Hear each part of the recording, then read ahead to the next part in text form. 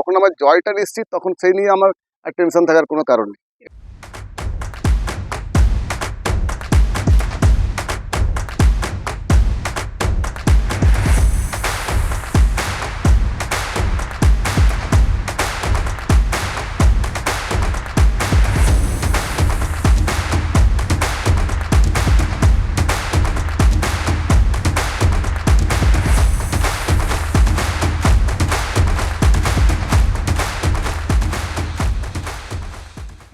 Vote দেওয়ার experience তো same থাকবে। এটা নিজের জন্য ভোট দেওয়া, মমতা বন্দ্যোপাধ্যায়ের জন্য ভোট দেওয়া, এটা একটু ডিফারেন্ট, কিন্তু এমনি ভোটে কাস্টিং ভোটে তো কোনো অসুবিধা নেই, একই রকম থাকবে।